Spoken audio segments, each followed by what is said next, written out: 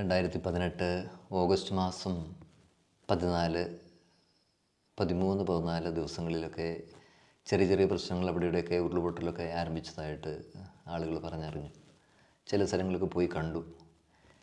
ഞങ്ങൾ ചെന്ന് കണ്ട സ്ഥലങ്ങൾ ചിലയിടം ഒരു 2 മണിക്കൂർ കഴിഞ്ഞപ്പോൾ ചെന്നപ്പോൾ കാണാനില്ല. അത്രത്തോളം ഭീകരമായ ഏതാണ്ട് 16ഓളം ഉരുൾപൊട്ടലുകൾ ഈ വെൺമണിയുടെ വിവിധ ഭാഗങ്ങളിൽ നടക്കുകയുണ്ടായി. അങ്ങനെ ഉരുൾപൊട്ടുന്ന സാധ്യത ഉണ്ടായിരുന്ന മേഖലയിൽ ഉണ്ടായിരുന്ന ഏതാണ്ട് 400ഓളം കുടുംബങ്ങളെ വെൺമണി UP സ്കൂളിലേക്ക് അന്ന് മാറ്റിപ്പാർപ്പിക്കുകയുണ്ടായി. ആ കാലഘട്ടത്തിൽ ആളുകളുടെ എല്ലാ കാര്യങ്ങളും അന്വേഷിക്കാൻ വേണ്ടിയിട്ട് ഇടവകയിലുണ്ടായിരുന്ന യുവജനങ്ങളും അന്നത്തെ കമ്മിറ്റി അംഗങ്ങളും കൈക്കാരന്മാരും എല്ലാം വളരെ സജീവമായിട്ട് അവിടുത്തെ സ്കൂളായിരുന്നതിൻ്റെ ഒരു കേന്ദ്രം. ആ കാര്യത്തിൻ്റെ അകത്ത് ആളുകളോട് ചേർന്ന് നേതൃത്വം കൊടുക്കാനായിട്ട് കഴിഞ്ഞത് വലിയൊരു ഭാഗ്യമായിട്ടും അതൊരു വലിയ അനുഗ്രഹമായിട്ടും ഞാൻ കരുതുകയാണ്. കാരണം ഒരു ജീവൻ പോലും വെടിഞ്ഞില്ല, ഒരാൾ പോലും മരിക്കാനിട വന്നില്ല. പക്ഷേ ഒരു 10, 25, 30ഓളം കുടുംബങ്ങളെങ്കിലും വീടുകളെങ്കിലും അന്ന് പൂർണ്ണമായിട്ട് ഭാഗ്യമായിട്ട് ഇല്ലായ്മപ്പെട്ടു. രാജാക്കന്മാരുടെ രാജാവേ, നിന്റെ രാജ്യം വരേണമേ. നേതാക്കന്മാരുടെ നേതാവേ, നിന്റെ നന്മ നിറയണമേ.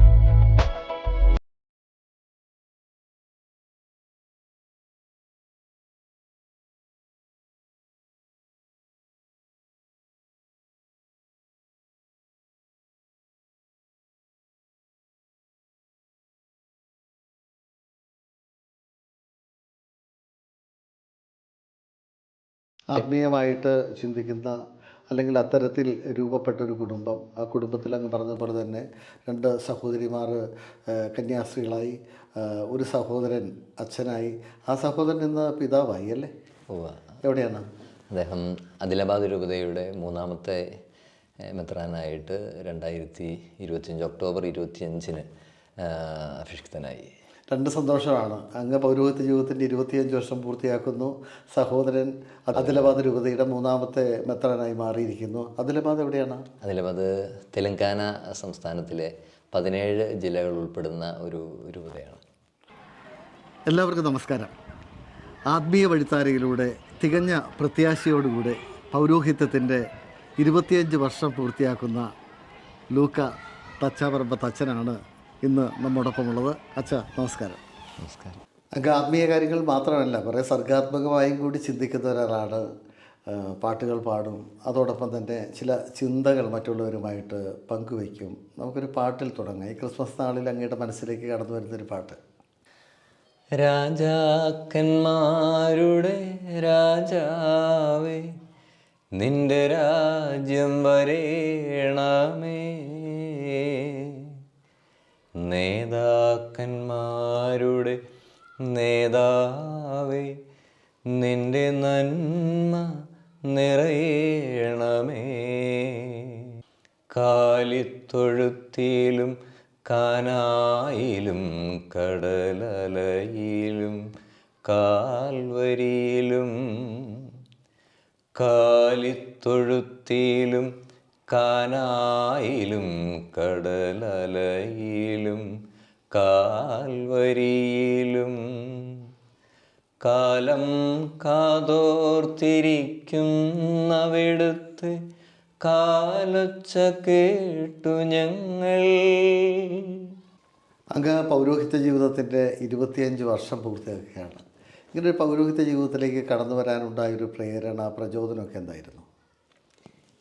എൻ്റെ കുടുംബത്തിലെ അവസ്ഥ, എൻ്റെ കുടുംബ പശ്ചാത്തലം തന്നെയാണ് എന്നെ ഈ ഒരു ദൈവവിളി സ്വീകരിക്കാനായിട്ട് സഹായിച്ചത്.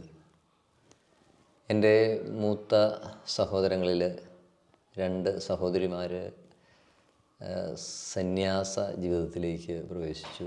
എൻ്റെ ഒരു ജ്യേഷ്ഠൻ ഒരു വൈദികനായി. അപ്പോൾ ആ നിലയിൽ വീട്ടിൽ അവർ അവധി ദിവസങ്ങളിൽ അവധിക്കാലത്തൊക്കെ വരുമ്പോഴും അല്ലെങ്കിൽ അവരെക്കുറിച്ചുള്ള സംസാരങ്ങളിലെല്ലാം എനിക്ക് വലിയ താല്പര്യമായിരുന്നു. അവരുടെ ആ ഒരു ജീവിത മാതൃകയും അവരുടെ ജീവിതത്തെക്കുറിച്ചുള്ള അവരുടെ കാഴ്ചപ്പാടുകളുമൊക്കെ ഈ ഒരു ജീവിതത്തിലേക്ക് പ്രവേശിക്കാനായിട്ട് എന്നെ ആ ഒരു തീരുമാനത്തിലെത്താൻ എന്നെ ഏറെ സഹായിച്ചിട്ടുണ്ട്. ആത്മീയമായിട്ട് ചിന്തിക്കുന്ന അല്ലെങ്കിൽ അത്തരത്തിൽ രൂപപ്പെട്ട ഒരു കുടുംബം, ആ കുടുംബത്തിൽ അങ്ങ് പറഞ്ഞതുപോലെ തന്നെ 2 സഹോദരിമാർ കന്യാസ്ത്രീകളായി, ഒരു സഹോദരൻ അച്ഛനായി, ആ സഹോദരൻ ഇന്ന് പിതാവായി അല്ലേ? എവിടെയാണ് അദ്ദേഹം? ആദിലാബാദ് രൂപതയുടെ 3ാമത്തെ മെത്രാനായിട്ട് 2025 ഒക്ടോബർ 25 അഭിഷിക്തനായി. 2 സന്തോഷമാണ്. അങ്ങ് പൗരോഹിത്യ ജീവിതത്തിൻ്റെ 25 വർഷം പൂർത്തിയാക്കുന്നു. സഹോദരൻ ആദിലാബാദ് രൂപതയുടെ 2ാമത്തെ അല്ലേ? 3ാമത്തെ ആദിലാബാദ് രൂപതയുടെ 3ാമത്തെ മെത്രാനായി മാറിയിരിക്കുന്നു. ആദിലാബാദ് എവിടെയാണ്? ആദിലാബാദ് തെലങ്കാന സംസ്ഥാനത്തിലെ 17 ജില്ലകൾ ഉൾപ്പെടുന്ന ഒരു രൂപതയാണ്. ഇപ്പോൾ ലൂക്കാച്ചൻ്റെ ജീവിതത്തിലേക്ക് കടന്നു വരുമ്പോൾ അങ്ങ് കോതമംഗലം രൂപതയിൽ നിന്നാണ് പൗരോഹിത്യം സ്വീകരിച്ചത് അല്ലേ? പക്ഷെ പിന്നീട് ഇടുക്കിയിലാണ്. ഇപ്പോൾ നമ്മളിപ്പോൾ കാണുന്നതും ഇടുക്കിയിലെ പന്നിയാറുകുട്ടി ഗ്രാമത്തിൽ വെച്ചിട്ടാണ്. അപ്പോൾ തികച്ചും അവികസിതമായ ഗ്രാമങ്ങളിലൂടെ സേവനം ചെയ്തു. മാത്രമല്ല സംസ്ഥാനത്തെ മാത്രമല്ല, ഒരുപക്ഷെ രാജ്യത്തെ തന്നെ ഗോത്ര സമൂഹം അധിവസിക്കുന്ന കോവിൽമലയിൽ അങ്ങ് സേവനം ചെയ്തിട്ടുണ്ട്. ഹൈറേഞ്ചിൻ്റെ മറ്റു പ്രദേശമായിട്ടുള്ള കുത്തുപാറയിൽ അങ്ങ് സേവനം ചെയ്തിട്ടുണ്ട്. ഇതാ ഇപ്പോൾ പന്നിയാറുകുട്ടിയിൽ സേവനം ചെയ്യുന്നു. 25 വർഷക്കാലം എവിടെയൊക്കെയാണ് സേവനം ചെയ്തത്? ഞാൻ 2001 ജനുവരി മാസം 2-ാം തീയതി അഭിമന്യ ജോർജ് പുന്നക്കോട്ട് പിതാവിൽ നിന്ന് വലിയ മഹാജൂബിലി വർഷത്തിൽ ബാച്ചിൽ കോതമംഗലം കത്തീഡ്രൽ പള്ളിയിൽ വെച്ച് പൗരോഹിത്യം സ്വീകരിച്ചു. ആദ്യ നിയമനം കോതമംഗലം രൂപതയിലെ വാഴക്കുളം ഫൊറോനയിലായിരുന്നു. അവിടെ ഏതാണ്ട് 1.5 വർഷത്തോളം അസ്തേന്തിയായിട്ട് സേവനിച്ചതിന് ശേഷം കോതമംഗലം രൂപതയിൽ തന്നെ ആയവന പള്ളിയിൽ അസ്തേന്തിയായിട്ട് നിയമിതനായി. ആ കാലഘട്ടത്തിലായിരുന്നു ഇടുക്കി രൂപത കോതമംഗലം രൂപതയിൽ നിന്ന് വിഭജിച്ച് രൂപതയായിട്ട് മാറുന്നത്. രൂപത വിഭജനത്തിന് ശേഷം ഞങ്ങളുടെ ബാച്ചിലുണ്ടായിരുന്ന 8 പേരിൽ 7 പേരും കോതമംഗലം രൂപതയിലേക്ക് ഓപ്ഷൻ നടത്തി. ഞാൻ മാത്രമാണ് ഇടുക്കിയിൽ ആ ബാച്ചിലുണ്ടായിരുന്നുള്ളൂ. ഇടുക്കി രൂപതയിലേക്ക് പിന്നീട് വരുമ്പോൾ ആദ്യമായി മാങ്കുളം ഇടവകയിൽ അസന്ധിയായിട്ടാണ് നിയമിക്കപ്പെട്ടത്. അവിടെ 1 വർഷത്തെ സേവനത്തിന് ശേഷം പിന്നീട് സാർ പറഞ്ഞതുപോലെ ഞാൻ കട്ടപ്പനയ്ക്ക് അപ്പുറത്തുള്ള ഇടുക്കി രൂപതയുടെ ഏറ്റവും ബൗണ്ടറിയിലുള്ള കോഴിമല ഇടവകയിലേക്കാണ് നിയമിതനായത്. അവിടെ അത് കാഞ്ചിയാറ് ഇടവകയുടെ ഒരു സ്റ്റേഷനായിരുന്നു. അവിടെ അത് ഇടവകയായിട്ട് ഉയർത്തി എന്നെ അഭിമന്യ ആനുകുഴാട്ടിൽ മാത്യു പിതാവ് അവിടെ വികാരിയായിട്ട് നിയമിക്കുകയാണ് ഉണ്ടായത്. അവിടെ ചെന്ന കാലഘട്ടത്തിൽ വളരെ അവികസിതമായ എല്ലാം കൊണ്ടും ഒരു ഇല്ലായ്മയുടെ ഒരു മേഖലയിലാണ് ചെന്നത്. താമസിക്കാനിടമില്ല, വിശുദ്ധ കുർബാന അർപ്പണത്തിന് നല്ല ഒരു സ്ഥലമില്ല. പിന്നെ ആളുകളാണെങ്കിലും ഈ ആദിവാസി ഗോത്ര വിഭാഗത്തിൽപ്പെട്ട മന്നാൻ സമുദായത്തിൽപ്പെട്ട ആളുകളുടെ ഇടയിൽ താമസിക്കുന്ന കുറേയേറെ ആളുകൾ, ഏതാണ്ട് 225ഓളം കുടുംബങ്ങളാണെന്ന് അവിടെ ഉണ്ടായിരുന്നത്. അവരുടെ ഇടയിൽ താമസിച്ച് ജീവിച്ച് ഏതാണ്ട് ഒരു 5 വർഷക്കാലം കൊണ്ട് അവിടെ ഒരു ദേവാലയം മനോഹരമായിട്ട് പണിത് ഉയർത്താനായിട്ട് ദൈവാനുഗ്രഹം തന്നു. അതെൻ്റെ ജീവിതത്തിലെ വലിയൊരു വഴിത്തിരിവായിരുന്നു. എന്ന് പറഞ്ഞാൽ ഈ അഭിമന്യ പിതാവ് എന്നെ വിശ്വസിച്ച് അവിടെ ഒരു സ്ഥലത്ത് നിയമിച്ചു കഴിഞ്ഞപ്പോൾ പിതാവിൻ്റെ നിർദ്ദേശാനുസരണമാണ് അവിടെ ഒരു പള്ളിയുടെ നിർമ്മാണം നടത്താനായിട്ട് ഇടവന്നത്. പിന്നീട് അങ്ങോട്ടേക്ക് ആ ഒരു പരിചയം എന്നെ കുത്തുപാറയിലേക്ക് എത്തിച്ചു. കുത്തുപാറയിൽ ഞാൻ 6 വർഷക്കാലം ഉണ്ടായിരുന്നു. അവിടെ ഇതുപോലെ തന്നെ ഏതാണ്ട് 60ഓളം വർഷം പഴക്കമുള്ള പള്ളിയും അതുപോലെ തന്നെ അനുബന്ധ സാഹചര്യങ്ങളാണ് ഉണ്ടായിരുന്നത്. അവിടെ പള്ളിമുറിയുടെ നിർമ്മാണ പ്രവർത്തനം ആദ്യം പൂർത്തീകരിച്ചു. അതിനുശേഷം അവിടെയും എല്ലാവരുടെയും പങ്കാളിത്തത്തോടുകൂടി ദേവാലയം മനോഹരമായിട്ട് പണിത് പൂർത്തീകരിക്കാനായിട്ട് കഴിഞ്ഞു. അതിൻ്റെ വെഞ്ചരിപ്പൊക്കെ കഴിഞ്ഞു. താമസമില്ലാതെ അവിടുന്ന് വെൺമണി ഇടവയിലേക്ക് മാറുകയാണ് ഉണ്ടായത്. വെൺമണിയിൽ കുറച്ചുകൂടി ആളുകൾ ഉള്ളൊരു മേഖലയായിരുന്നു. അവിടെയും ഈ പറഞ്ഞ പോലെ തന്നെ പള്ളിയും പരിസരമൊക്കെ ഇരിക്കുന്ന സ്ഥലത്ത് ഇച്ചിരി വികസിതമാണെങ്കിലും മറ്റ് ഉൾപ്രദേശങ്ങളിലേക്ക് പോകുമ്പം ഇതുപോലെ തന്നെ കുന്നുകളും മലകളും ഒക്കെയുള്ള ഒരു മേഖലയാണ്. അവിടെയും ഈ പറഞ്ഞതുപോലെ തന്നെ ഈ നിർമ്മാണത്തിൻ്റെ ഒരു മേഖലയിലൂടെ പോകേണ്ടതായിട്ട് വന്നു. സ്കൂളിൻ്റെ നിർമ്മാണം, അവിടുത്തെ പാരിഷ് ഹാളിൻ്റെ നിർമ്മാണത്തിൻ്റെ ആദ്യഘട്ടം എല്ലാം പൂർത്തീകരിക്കാനായിട്ട് കഴിഞ്ഞു. പിന്നീട് അഭിമന്യ പിതാവ് എന്നെ നിയമിച്ചത് പന്നിയാർകുട്ടിയിലേക്കായിരുന്നു. പന്നിയാർകുട്ടിയിൽ ഇപ്പോൾ 5 വർഷങ്ങൾ പൂർത്തിയാവുകയാണ്. അതിനിടയിൽ ഇവിടെ കുറച്ച് നിർമ്മാണങ്ങളൊക്കെ നേതൃത്വം കൊടുക്കാനായിട്ട് കഴിഞ്ഞു. ഇപ്പോൾ നമ്മളായിരിക്കുന്ന ഈ ഒരു മുറി അച്ഛന്മാർക്ക് താമസിക്കാനായിട്ടുള്ള ഒരു സ്ഥലം ക്രമീകരിക്കാനായിട്ട്, അത് 2 നിലയായിട്ട് ഇവിടുത്തെ സ്ഥലത്തിൻ്റെ ഒരു സാഹചര്യം വെച്ചിട്ട് നല്ല ഇറക്കവും കയറ്റമൊക്കെ ഉള്ള സ്ഥലമാണ്. ഇപ്പോൾ 2 നിലയായിട്ടാണ്. താഴത്തെ സ്ഥലം ഒരു പരിഷകളായിട്ടും മുകളിൽ അച്ഛന്മാർക്ക് താമസിക്കാനായിട്ടുള്ള ഒരിടമായിട്ടും ഇടവ കാര്യാലയമായിട്ടും, പിന്നെ സ്കൂളും ഏതാണ്ട് 50 വർഷങ്ങൾ പൂർത്തിയാവുകയാണ് ഇവിടുത്തെ വിദ്യാലയം അംഗീകാരം ലഭിച്ചിട്ട്. അതിൻ്റെ ഒരു 50 വർഷം പൂർത്തിയാകുന്ന സമയമാകുമ്പോഴേക്കും ഈ വിദ്യാലയത്തിൻ്റെ കെട്ടും ഭാവമൊക്കെ ഒന്ന് മാറ്റം വരുത്തണം, ഇത്തിരി മെച്ചപ്പെടുത്തണം, ഇന്നത്തെ കാലഘട്ടത്തിനനുസരിച്ചാക്കണം എന്നൊക്കെയുള്ളൊരു ചിന്ത പൊതുവെ ജനത്തിനിടയിലുണ്ടായിരുന്നു. അതുപോലെ തന്നെ രൂപതാ കേന്ദ്രത്തിൽ അങ്ങനെ ഒരു നിർദ്ദേശമൊക്കെ തന്നതിൻ്റെ വെളിച്ചത്തിൽ അതിന് ഒരു പരിശ്രമം നടത്തി. ഏതാണ്ട് അതിൻ്റെ ഒരു പൂർത്തീകരണം വന്നുകൊണ്ടിരിക്കുകയാണ്. ഫെബ്രുവരി 7-ാം തീയതി 2026 ഫെബ്രുവരി 7-ാം തീയതി സ്കൂളിൻ്റെ സുവർണ്ണ ജൂബിലി ആഘോഷവും അതുപോലെ തന്നെ പുതിയ കെട്ടിട സമുച്ചയത്തിൻ്റെ ഉദ്ഘാടനവും വെഞ്ചരിപ്പും ഒക്കെ നടത്തുവാനായിട്ട് അങ്ങ് തീരുമാനിച്ചിരിക്കുകയാണ്. ഇപ്പോൾ അങ്ങ് പന്നിയാർകുട്ടിയിലെത്തുമ്പോൾ അങ്ങയുടെ പൗരോഹിത്യത്തിൽ 25 വർഷം, അങ്ങ് ഇവിടെ എത്തിക്കഴിഞ്ഞപ്പോൾ അങ്ങ് മാനേജ് ചെയ്യുന്ന സ്കൂളിന് 50 വർഷം. അപ്പോൾ അത്തരത്തിൽ ഒരുപാട് പുരോഗതിയില്ലാത്ത അവികസിതമായിട്ടുള്ള ഗ്രാമങ്ങളിൽ ഈ പറഞ്ഞ പോലെ പണ്ട് വഴിയച്ഛന്മാരെന്നൊക്കെ നമ്മൾ പറയും പോലെ വഴി ഉണ്ടാക്കാനും അതോടൊപ്പം തന്നെ വികസനം, ഒരു ഗ്രാമത്തിൽ വികസനം ഉണ്ടാക്കാനും ഒക്കെ ശ്രമിച്ച അച്ഛന്മാരുടെ പ്രദേശങ്ങളിലാണെങ്കിൽ ഇന്ന് പ്രവർത്തിച്ചത്. ഇപ്പോൾ പാപ്പടിയച്ഛനെ പോലുള്ള ആളുകളാണ് അവിടെ ടെലിഫോൺ വഴിയെല്ലാം ഉണ്ടാക്കിയത്. അവിടേക്ക് അങ്ങ് ചെല്ലുമ്പോൾ എന്തായിരുന്നു വെൺമണിയുടെ അവസ്ഥ? വെൺമണിയിൽ ആ കാലഘട്ടത്തിൽ ദേവാലയവുമായിട്ട് ചേർന്ന് സജീവമല്ലാത്ത ഒരു സ്ഥിതി ഉണ്ടായിരുന്നു. അവിടെ പോയി അവിടുത്തെ ഇടവകയിലെ കുടുംബ കൂട്ടായ്മകളെല്ലാം വളരെ സജീവമാക്കുകയും ആളുകളെല്ലാം ദേവാലയത്തോട് വളരെ അടുത്ത് വരികയും അവിടുത്തെ ക്രിസ്മസ് ആഘോഷങ്ങളും ഓണത്തിൻ്റെ പരിപാടികളും അതുപോലെ തന്നെ അങ്ങനെ വിശേഷ സമയങ്ങളിലുള്ള ആളുകളുടെ വലിയ സജീവമായിട്ടുള്ള പങ്കാളിത്തത്തിലേക്ക് വരാൻ പാകത്തിന് മത്സരങ്ങളൊക്കെ നടത്തി അങ്ങനെ ആളുകളെല്ലാം വളരെ സജീവമായിട്ട് ദേവാലയമായിട്ട് ചേർന്ന് വന്നിരുന്നു. അതിൻ്റെ ഭാഗമായിട്ടാണ് അവിടുത്തെ പല നിർമ്മാണങ്ങളിലേക്കൊക്കെ വരാനായിട്ട് അതൊരു സഹായമായി തീർന്നത്. പിന്നീട് ആത്മീയമായിട്ടും ആളുകൾ വളരെ ഉയർന്ന നിലയിലേക്കൊക്കെ എത്താനായിട്ട് ആ കാലഘട്ടത്തിൽ കഴിഞ്ഞു എന്നാണ് എൻ്റെ ഒരു വിശ്വാസം. അപ്പോൾ ആത്മീയമായിട്ടുള്ള വളർച്ച അതോടൊപ്പം തന്നെ ഭൗതികമായിട്ടുള്ള വളർച്ചയ്ക്ക് കൂടിയിട്ട് വഴിമരുന്നിട്ട് മുന്നോട്ട് പോകുന്ന ഒരു സാഹചര്യമാണ് അങ്ങയുടെ ജീവിതത്തിലുണ്ടായിട്ടുള്ളത്. ഇപ്പോൾ കോഴിമലയിലെ കാര്യമായാലും കുത്തുപാറയിലെ കാര്യമായാലും ഇപ്പോൾ പന്നിയാർകുട്ടിയിലെ കാര്യമായാലും മാങ്കുളത്ത് അസിസ്റ്റൻ്റ് വികാരിയായിരിക്കുമ്പോഴുള്ള പ്രവർത്തന മണ്ഡലങ്ങളും ഒക്കെ അങ്ങനെ തന്നെയാണ്. പൊതുവേ ഈ ഒരു കാലഘട്ടത്തിൽ വളരെയേറെ ജാഗ്രതയോടുകൂടി നമ്മൾ കാണേണ്ട പല കാര്യങ്ങളുമുണ്ട്. പുതിയ തലമുറയെ നമ്മൾ സുരക്ഷിതമാക്കുക എന്നുള്ളതാണ് ഏറ്റവും പ്രധാനപ്പെട്ട കാര്യം, അല്ലേ? തീർച്ചയായിട്ടും. നമ്മളൊരു ഇടവകയിൽ പ്രവർത്തിക്കുമ്പോൾ അവിടെ മുതിർന്ന തലമുറയിലുള്ള ആളുകൾക്ക് കാര്യമായ മാറ്റം നമ്മളുടെ ഒരു പ്രവർത്തനം കൊണ്ട് സ്വാഭാവികമായിട്ടും സംഭവിക്കാൻ സാധ്യതയില്ല. പക്ഷേ നമ്മൾ വളർന്നു വരുന്ന തലമുറയ്ക്ക് ഒരു കൃത്യമായ ഒരു ദിശാബോധം കൊടുത്ത് അവരെ ആത്മീയതയിലൂന്നിയ ഒരു ജീവിതം നയിക്കാൻ അവരെ പഠിപ്പിച്ച് പ്രാപ്തരാക്കുക എന്നത് ഒരു ഇടവകയച്ചൻ്റെ ഉത്തരവാദിത്വമാണ്. ആ ഒരു നിലയിൽ ഞാൻ വളരെ ആത്മാർത്ഥമായിട്ട് ഇരുന്ന ഇടവുകളിലെല്ലാം ചെയ്തിട്ടുണ്ടെന്നുള്ളൊരു വലിയ ആത്മവിശ്വാസവും ഒരു അഭിമാനബോധവും എൻ്റെ മനസ്സിലുണ്ട്. അത് അങ്ങ് തുടങ്ങിയ വാഴക്കുളടവ് മുതൽ ഇന്ന് ഇവിടെ പന്നിയാർകുട്ടിയിലായിരിക്കുമ്പോൾ വരെ അത് വളരെ അഭിമാനത്തോടെ എനിക്കത് പറയാനായിട്ട് കഴിയും.